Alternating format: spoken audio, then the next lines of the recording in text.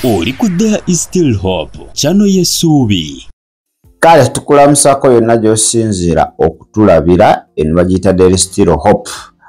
Mwenna abali ku Tish TV ey'oluzungu mwebale kubanga ate mutugoberera. Mukama tukwebaza olw'amakya g'olunaku olwaleero tukuwa ekitiibwa n'amatendo. Kaniza omwoyo omutukuvu okutulungamya okuyita mu Kristo Yesu omwana wa Katonda omulamu. Amina. Studio ndi munzeka omukulu akyalina byamaliriza awo mpola mpola naye twegattako akaseera konna. Olunaku leero njagala tulabe ebika bisatu ebyabakkiriza mu nsi ey'omwoyo. Na kika ki Sitaani kyasingira ddala okutya? Sintu buli mulokole Sitaani amutya. Teteba kulimba era njagala okitegeera olwaleero. Sinti buli mukkiriza yenna Sitaani amutya. Wali abamu nga baafuukira ddala mikwano gye. So nga Bayibuli tugamba tulina kubeera mikwano gya Yesu. Waliwo akayimba akagamba nze ndi mukwano gwa Mukama. Mukwano gwa Mukama. Mpita mukwano gwe. I'm a friend of God. Kakati wali abamu nga ate Sitaani yabafuula mikwano gye. Kubanga tebalina kye bamukosa wadde bali awo bo banyogoga dda. Kakati njero njagala otegeere kika ki eky'omukkiriza mu nsi ey'omwoyo. Wano oyinza okuba nga oli bishopu, oli pasita, oli aposo, oli revulanda, okitegedde, naye twogira mu nsi ey'omwoyo kubanga mu nsi ey'omwoyo bino pasita revulandi tebikola. Nja kujja nkunnyonnyola lwaki tebikola.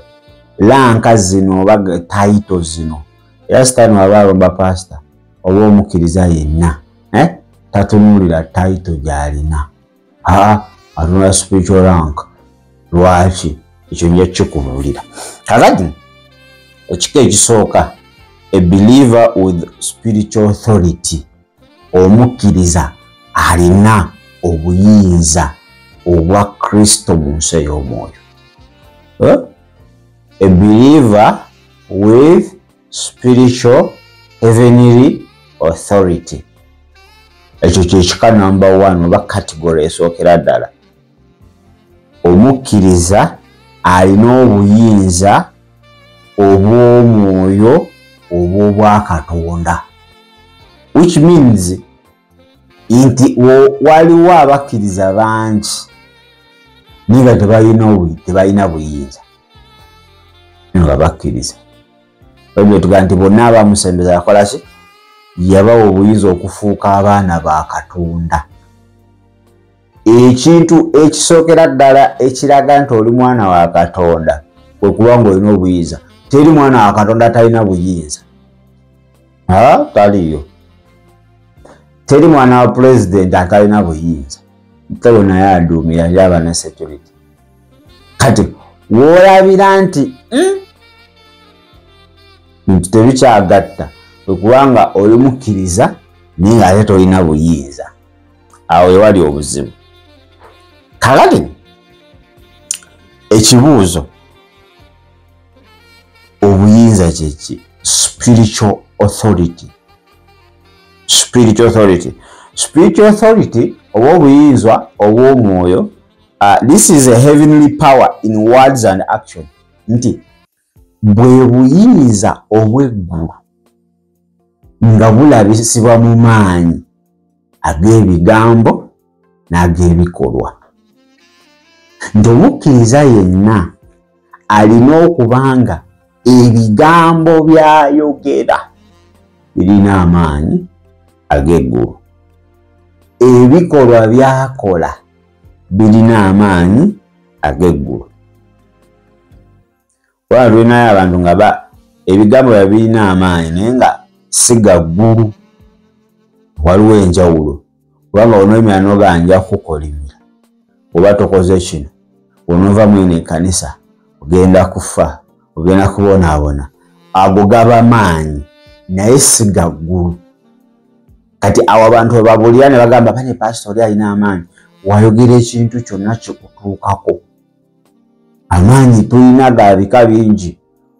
obula ndi kugamba spiritual heavenly power. Usegede amaanyi ag'eggulu ag'omwoyo. Kati omusumba yenna bishop apostle reverend nabbi kasitaba amaanyi gayogera n'ebikolwa ebikolebwa nga ate tebigulumiza Katonda oba bikontagana n'ebyawandiikibwa, aba alina amaanyi naye amaanyi ago nga si gaggulu. Usegede oluusi aba nga yali mukkiriza alina amaanyi ag'eggulu naye nawa sitaani akabanga amaanyi ag'eggulu ne gaba nga takyalina kati ate sitaani n'ajjuzaawo bye tuyita familiar spirit. Mu Luganda familiar spirit osaategeera era oba tolina mwoyo wa Katonda ojja lowooza nti oyo muntu alina Holy Spirit. Okitegedde? So wali abakkiriza nga mu kusooka yalina amaanyi ag'eggulu ng'era galabisibwa mu bigambo, ng'era eri obulamu bw'omuntu ne bukyusibwa, galabisibwa ne mu bikolwa. Naye somewhere ebintu ne bitabuka, gali amaanyi takyagayina. Kati sitaani okwagala okuba nga awamba n'okutwala kino mu maaso, ye yajjuzaawo speed kuba omuntu aba vacuum, omuntu asabeerawo nga mwereere. Oba tolina mwoyo wa Katonda olina wa sitaani, full stop. Kati mu kujjuzaawo wano mwe musigala mulowooza akyalina gali amaanyi ag'obwa Katonda. Kumbe maanyi alina ki? Maanyi alina malala nnyo era nnyo ddala. Kakati gyatusomeko wano ekyawandiikibwa olabe ki kyengezaako okugamba. Tugende mu Yokaana essuula ey'omukaaga olunyiriri olwa3 ate mu 3. Tusooke tugende naawe ku kika ekyokubiri. Ojja kwezuula oba oli kika nnamba ki. Yokaana 6:3 agamba wati, for the blood of God is he who comes down from heaven and gives life to the world. So amaanyi ag'obwa Katonda getwogerako nti omukkiriza galina obeera nago, galina kubanga gawa bulamu, gava waggulu naye wano ku nsi gawa obulamu. Kagala omuntu yenna gwe gwolowooza mbu alina amaanyi ga Katonda naye nga tagaba bulamu, obulamu obwo bulabikibwa mu bigambo byayogera, obulamu obwo bulabikibwa mu bikolwa. Tuvuga nti engambye nti waba musumba ng'ebigambo byayogera tebigaba bulamu, bireetera nnaku, bigoba mu kyaki, bikola ki, gandibanga ag'amaanyi ga nsi ya mwoyo endala, oba ensi ey'omwoyo tulinayo, ey'omusana tulinayo, neyaki n'ekizikiza. Maaka oba Makko essuula esooka n'olunyiriri olwa2:2 tuddukeyo speed ate tulabe Bayibuli kyegamba. Egamba weti, and they were astonished at his teaching, for he taught them as one having authority and not as the scribes. Era ojja kusoma Matayo 7:28 egamba kyekyo nti mu njigiriza ya Yesu ebigambo bye byalaganga ye yekka alina obuyinza n'amaanyi. Era obuyinza obwo tebwakoma bukomi ye mu kwogera wano, wabula ne mu bikolwa. N'azuukiza abafu, abalema, bamuzibe ne balaba. Kati naawe omukkiriza olina okuba nga ebigambo bigaba bulamu ate ne bitambulirako n'ebikolwa. Ekyo kyekika ky'omukkiriza nnamba emu. Simanyi oba kyoli oba nedda. Ekika ekyokubiri kye tuyita nga sinagenda ku kika ekyokubiri, spiritual authority is felt. Obuyinza obw'omwoyo, you can feel it, obwewulira. Kifa nti tuyinza okuba nga tuli wano tuli mu kusanga tuli mu studio, omuntu n'alinga n'agamba amazima we nayingidde. Ani yayimba oluyimba olwo? Judith, we nayingidde mu kifo kino ne mpulira amaanyi ge ekitiibwa kye kirabisibwe leero owulira omwoyo ali wano. Okitegedde nti osobola okuva wantu wonna n'oyingira mu kusaba oba n'osika n'owulira presence endala ey'obwakatonda. Mazima n'owulira nga olinga olina ekikukomyeko, olinga olina ekikuvuddemu ng'owewuse. So spiritual authority is felt. Wosisinkana omuntu yenna alina spiritual authority, woyogera n'omuntu yenna alina spiritual authority, nga bwe tugambye nti gano maanyi agalabisibwa mu bigambo ne mu bikolwa, owulirawo enkyukakyuka. Owulirawo enkyukakyuka.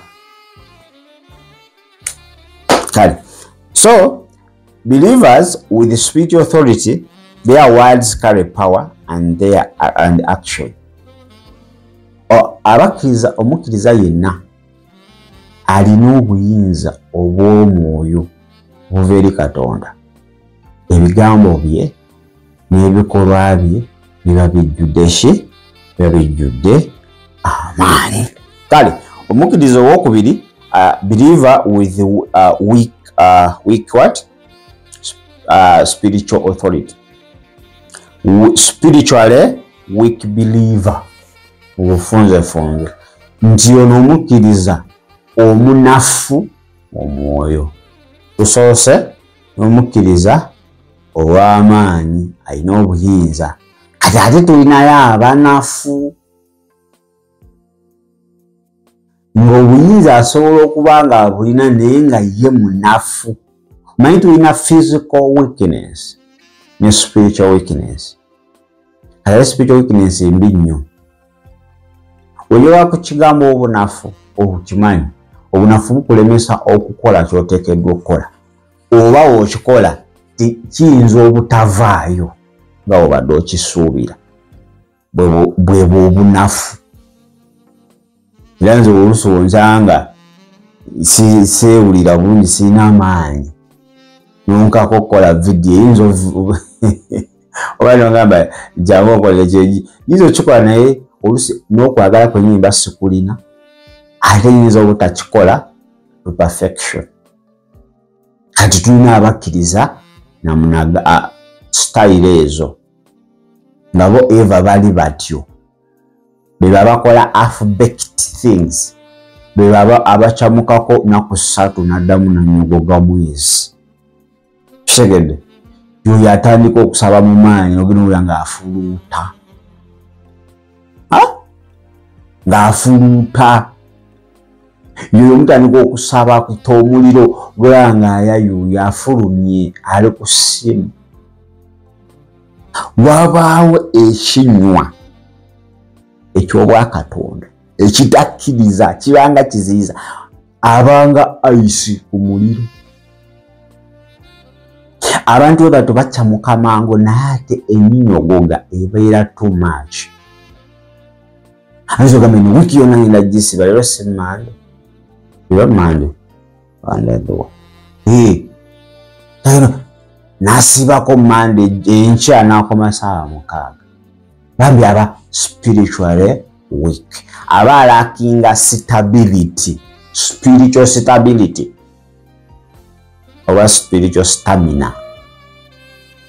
Nta omuntu watyo connectivity ye ebeera nnafu mu nsi ey'omwoyo. Connectivity between that person and God. Nti oyinza okwesanga ayinamu olugi ng'oluusi naye alemereddwa oluzuula ng'olwo omulabe lwakozesa n'anafuya buli nteekateeka yonna. So ate ennaku guno omulembe tubalina bwe batyo. Omuntu aleeta idea nga bannaaye wiiki eno tweweeyo n'atalabikako n'akibalekamu. Leba nino wiiki yonna tusiibe n'asibako olumu n'akibalekamu. Oba oluusi bambi n'addanga eri n'alya wano n'abagumya mmwe naye ng'eri ye ali kwefenkera. That is a believer who is spiritually weak. So wobanga you are spiritually weak, kitegeeza authority in you is inactive. Obuyinza mugwe buba tebukola. Oyinza okubanga obulina naye nga tebukola. Tulina abakkiriza abalina obuyinza nga tebukola. Ng'osooka okwogera Mukama Luka 10:19 watuwa obuyinza n'amaanyi okwennya ku misota n'enjaba ez'obusagwa n'amaanyi gonna ag'omubi twabengawo kabi konna kanaatutuukako, ng'osobola okyogera naye nga tekitambula mu nsi y'omwoyo. Jjukira tugambye obuyinza buno bulina tambulira mu bigambo ate ne mu bikolwa. Kati you speak, ogezaako oba oyagala naye nga tewali okutambula kuli movement ekyagaanyi, wabawo ekikyakutte. Acceleration kuba kyekyo of the movement eba nga weetaagako spiritual catalysts okubanga speeding up reaction eyo. Kiyinza okubanga butali butuukirivu nga bwebukutte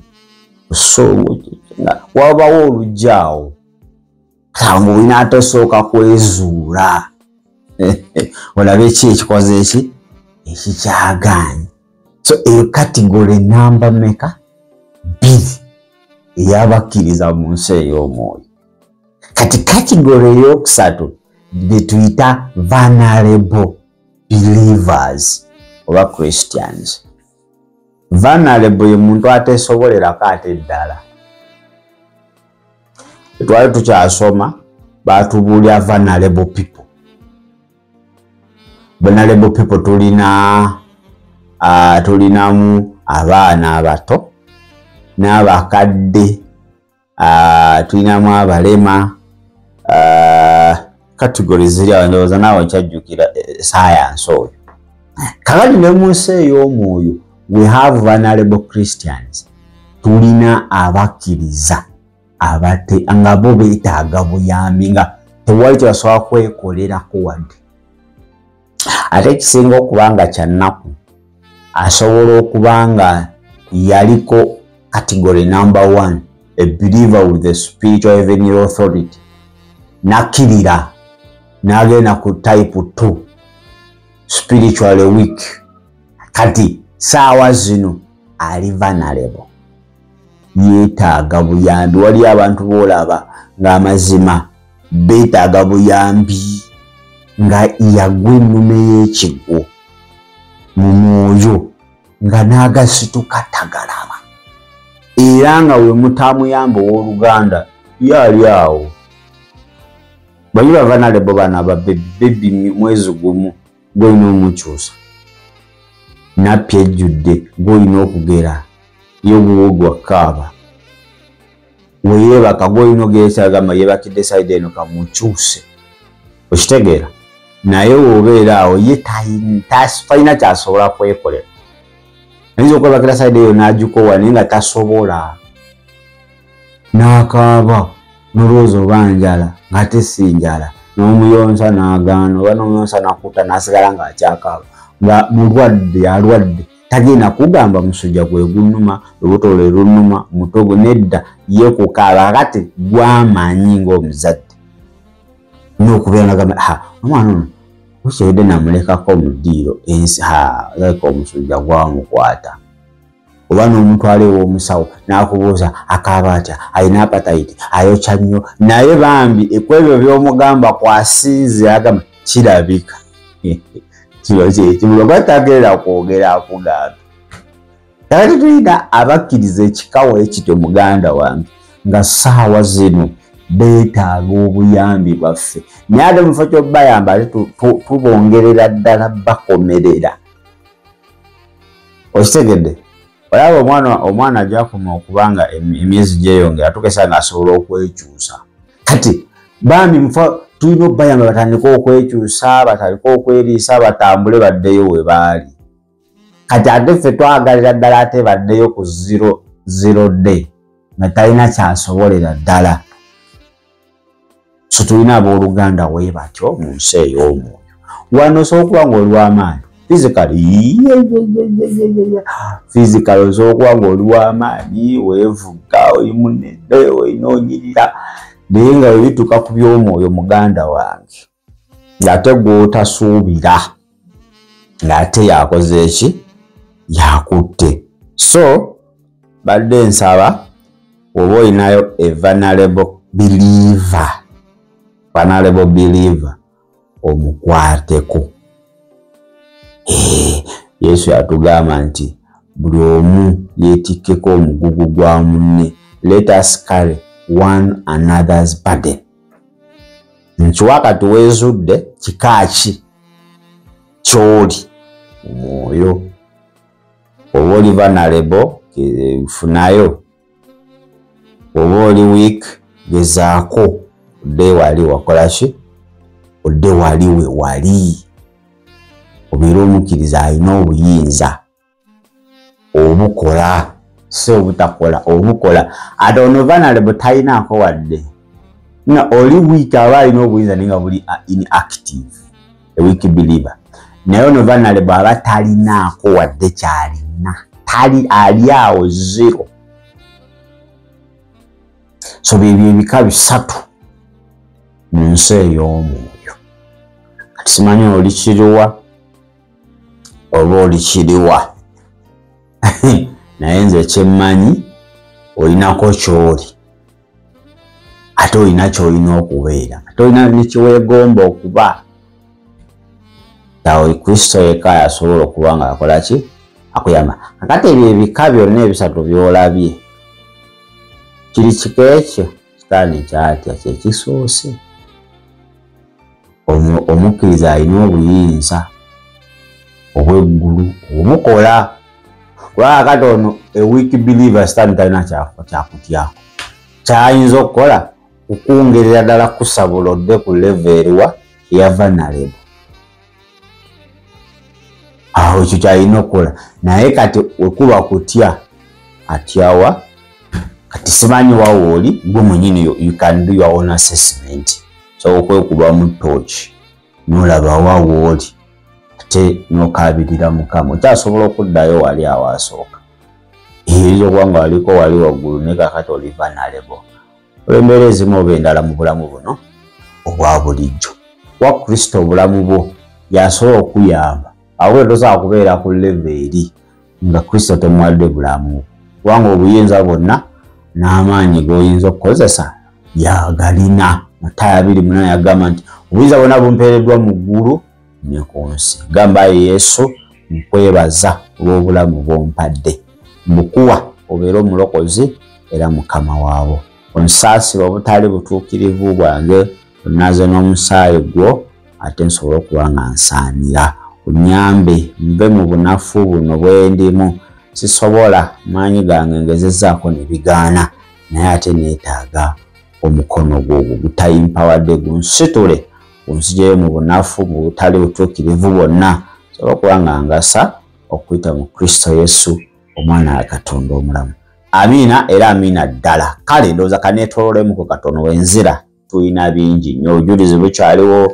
Ate tugenda kutumulira ku topic egamba nti how to overcome spiritual weakness. Owangula otya obunafu bw'omwoyo oba mu mwoyo, obunafu mu mwoyo owangula otya. Abantu banafu ninga tebamanyi owangulwa bakivaamu batya.